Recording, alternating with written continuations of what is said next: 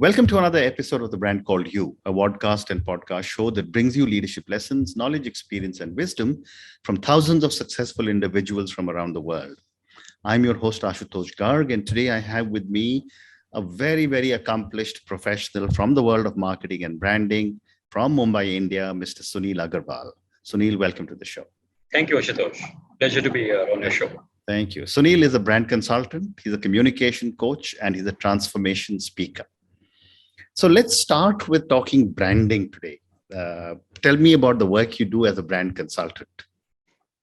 Thank you, Ashutosh. I must begin by confessing that my view on branding is a bit disruptive. Okay. So of every 10 people who are interested in branding, only maybe one is interested in the kind of branding I do. Mm-hmm.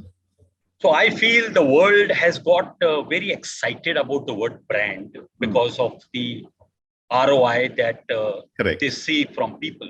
And they feel a branding is a clothing or an attire that can just wheel around them and become a brand. Correct. And unfortunately, many are selling that merchandise. But unfortunately or fortunately, I feel that it's important to understand that branding is not just external. Branding is about a complete package. So you are going to be looked upon how you are visible. That is just the way people open the doors. But eventually, branding is about how you deliver, how you come across as a person.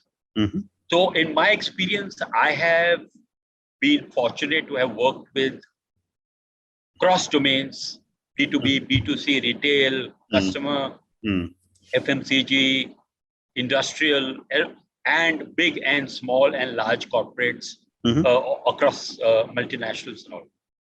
But what I have really enjoyed working for those who want to work on branding holistically. So most of the people, when they come to a brand consultant, they are coming for packaging. Just dress us up. And I don't work with such clients so anymore. Can you then explain to me what are the multiple components of holistic branding, as you call it? Okay, better. So let's not complicate, let's simplify.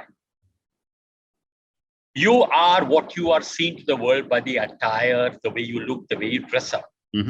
But that's just the external branding. The internal branding is how you come across as a person. Do you stay good with your promises? How efficient you are? Are you reliable? Are you committed? So there is, in my opinion, a visible part of a branding and an invisible part. Let's go to closer home.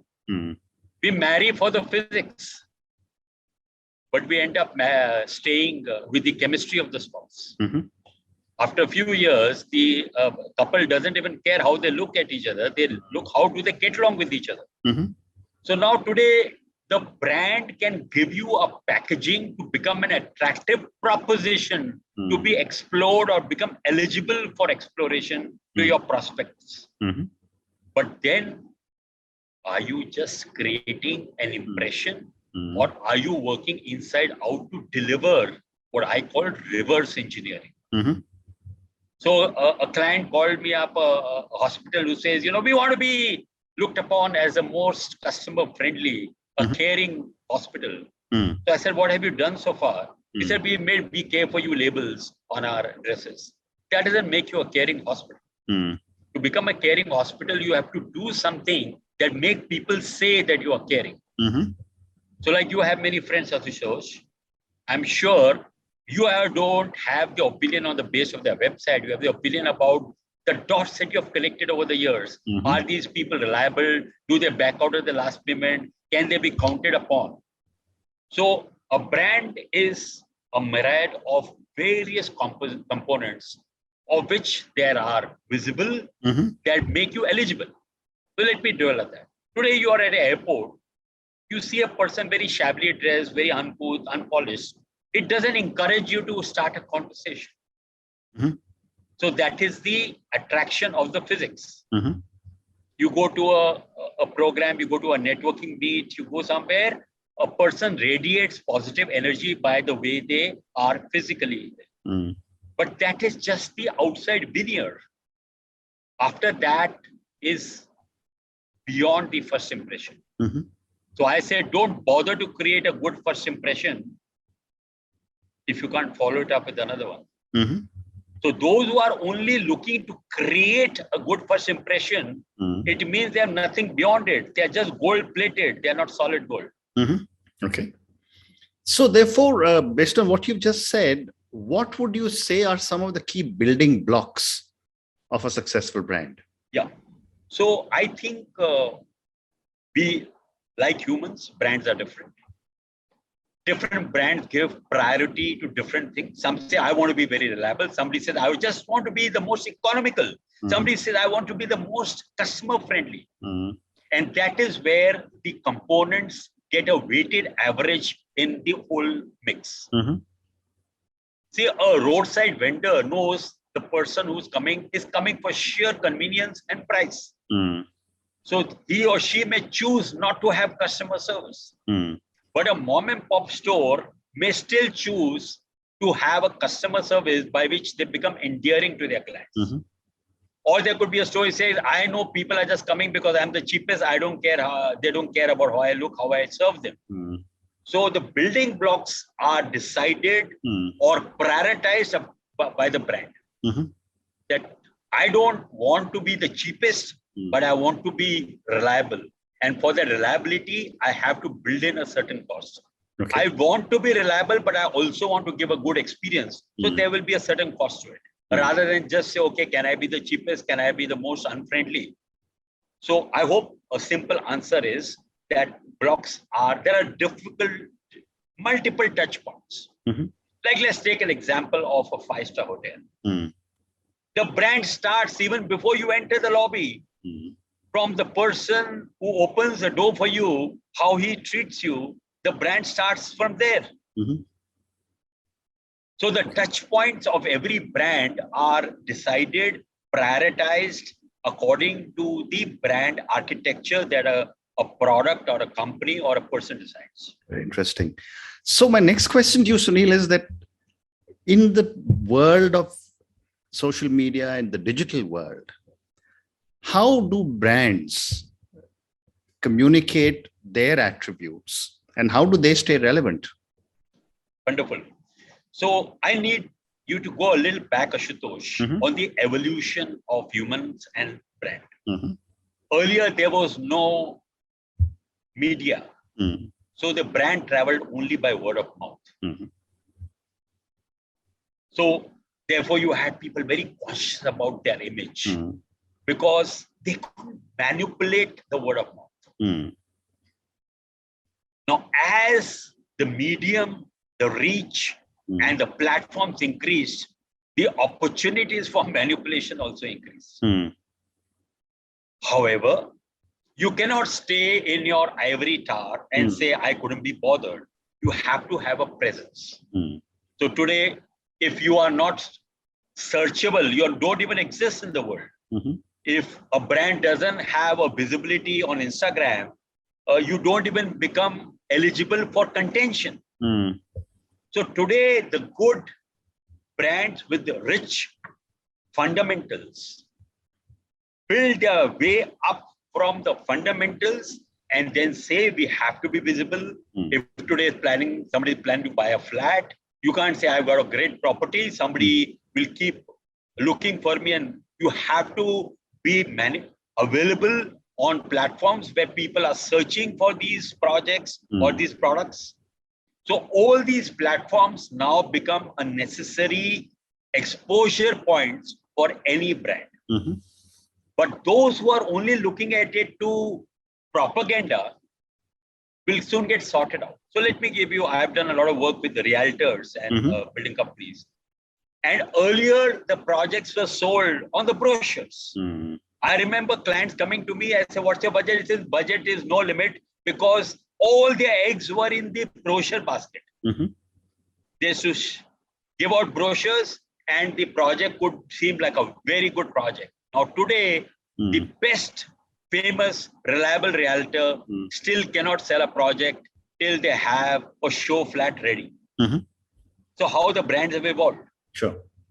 So similarly, these social platforms are a great opportunity to put your hat in the ring. To say, I am there, look at me. And there will be some who will not pass a test as you keep going further, but I'll still be there because I have worked myself from inside out. The other question that I have, Suneel, is that, the whole paradigm of buying brands seems to be changing dramatically after the pandemic, where the buying from home has become very large. Customer expectations have started to change, and buying from platforms is becoming more important. How do brands react in an environment that has changed so dramatically? Yeah, so you see, the only thing constant in the world is change.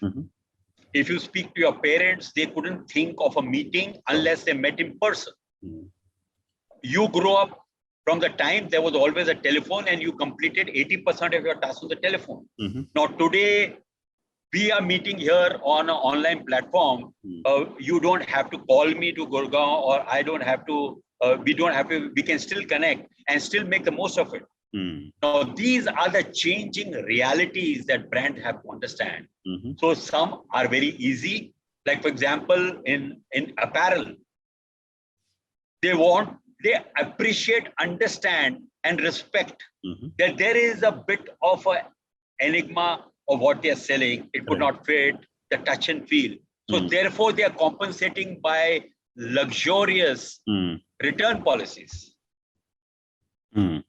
Okay. Because they want to build their credibility. They do say, we are not fly-by-night operators. We appreciate you buying it. We understand you may have apprehension, but we are confident of a product and we respect your inhibitions and your concerns. So no questions asked. You still have a 1 week, 15-day, 30-day return policy to encourage people in areas where there can be apprehensions. Very interesting. So let me now move on to the next segment of our conversation, which is your expertise as a communication coach. I've spoken to many, many people who are coaches. What does a communication coach do? Thank you, Ashutosh, for asking this question. In my journey of having consulted, coached people, I made one observation. I realized people gauge you from how you present rather than how you are. Correct. You decide to enter a store on the strength of its window display. You may have a great store, but if the window display doesn't inspire you, you don't get tempted or coaxed into getting inside. Right. And communication is a window display of every individual. And that's why I realized when I saw a lot of great, very genuine people losing out on opportunities, losing out on success because they had underrated the importance of communication. Right. And that is why I started deciding that communication is the door that opens you for bigger opportunities. And without communication, you may not even get into the ring of eligibility for greater opportunities. And as a communication coach, it's my objective, duty, desire, passion to make people at least get full value of who they are. Okay. See, I cannot change. Like I said about branding is all about inside. Now, you may be weak inside. You may not be committed. You may not be reliable. You may not be dependable. That is you work on. But if you are all that, but if your communication doesn't profess that, you are always going to be discounted about who you are. Okay. Okay. Well said. And based on all the work that you've done with so many people, what would you say are some of the common challenges people face when it comes to communication and public speaking? See, honestly, I have not taken any training in communication. Okay. In fact, not even in branding. So my all are from observations and they are very organic. Right. And they're not Googleable. So some of the things that I'll share with you are not read or something. They are what I've experienced.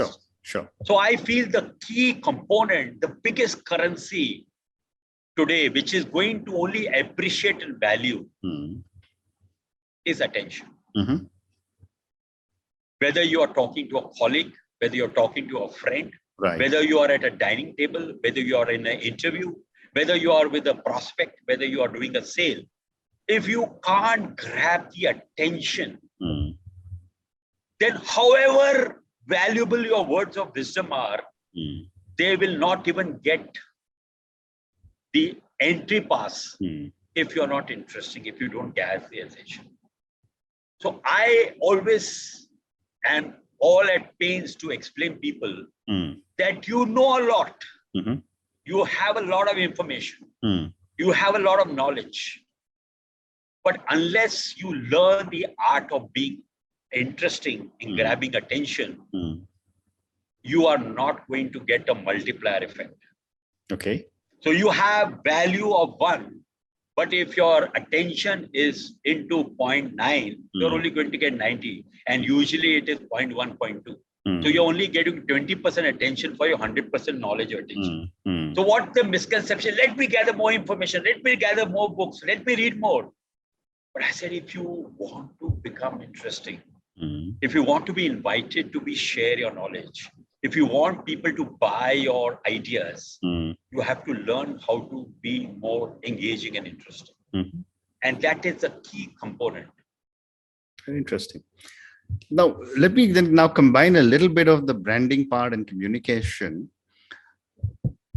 Over the last four decades that I've been in the corporate world and as an entrepreneur, there used to be communication of brands done via cinema halls, full page ads, etc. But today, given social media and even the elevator pitch, which you used to talk about, has become very brief. How can effective communication be done for a brand in the 5 seconds or 7 seconds that now platforms are asking you to do? It's a larger a question that I'll try to be as brief as possible. So I feel clarity gives birth to brevity. If you are very fuzzy, roundabout, then you have a very large sentence for what you can sum up in words. So brands that are clear about their product, their objectives, their selling points, are able to encapsulate and say it in words what others take paragraphs. And combining with the attention, like they say, if you can't say it simply, if you can't say it in a few words, it means you haven't understood it well enough. Therefore, you see from the branding world, the positioning statement was usually boiled down to a word. Correct. So that same snake is coming back to bite us.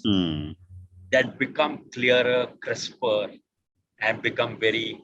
So I tell people that you may be very good, but if you are verbose, if you are not brief, you have lost the audience. Okay. So therefore, you see today there are one-liners, there are statements that have to say the whole story. Correct. Rather than having to believe that the audience will have the patience to read the whole paragraph. Okay. Therefore, a picture says in 1,000 words, and now 1,000 words have to be said in few words. Well said. Well said. So, Suneel, I've got time for one more question. And this question is for the many, many viewers and listeners who will listen to our conversation. What would you say are 3 lessons you would want our viewers to take away from your world of branding and communication? Okay. Point number 1, consciousness. There are many people who still seem to be aware or bothered that whether you like it or you don't like it, there is no on-off switch in a brand. Your branding starts the day you are born, actually from the day you are conceived.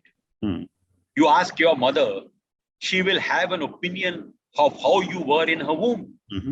you started manifesting whether she had a good pregnancy or not. And you were such a rotten child. I had such a good time with your sister or your brother. So the brand is always manifesting. Some people think they can switch on and switch off. This, don't record. This, record, because this is something that I do well, this I don't do well.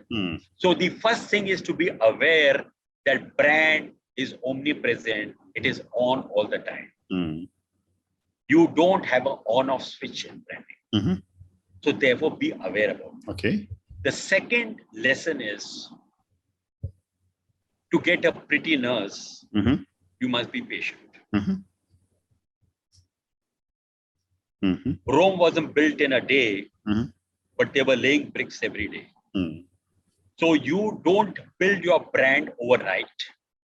Your brand is a culmination of what you have become over a period of time.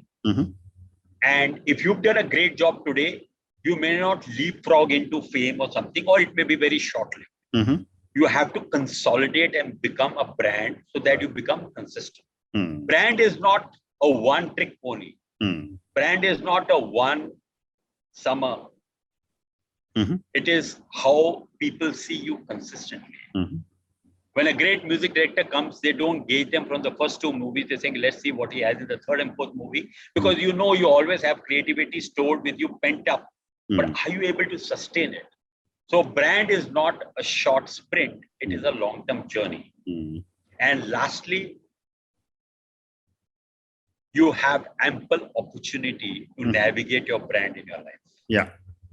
Because what seems good to you today may seem inappropriate or subject to change without notice tomorrow. And you have to not only learn, you have to also evolve. If today you want to talk to your child, you can't expect them to listen with the same rapt attention you listen to your parents without choice. Right. You have to grab their attention. So the understanding that brand is never fixed, it's always evolving, and staying ahead with the change, staying relevant is the key to a success of a brand, whether it's a person, a product, or an organization. Well said. Well said. Suneel, on that note, thank you so much for speaking to me. Thank you for talking to me about branding and your, as you say, a different view of branding. Thank you for talking to me about communications and the importance of communications in all our lives, and communication importance for a brand. And thank you for giving me such amazing 3 lessons of consciousness. Be patient, and there is ample opportunity to do whatever you would like to. On that note, thank you again and good luck. Thank you so much, Ashutosh. Pleasure to be on your show. Thank you for listening to the Brand Called You videocast and podcast, a platform that brings you knowledge, experience, and wisdom of hundreds of successful individuals from around the world.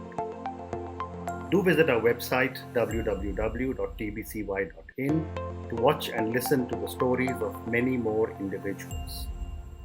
You can also follow us on YouTube, Facebook, Instagram, and Twitter. Just search for the Brand Called You.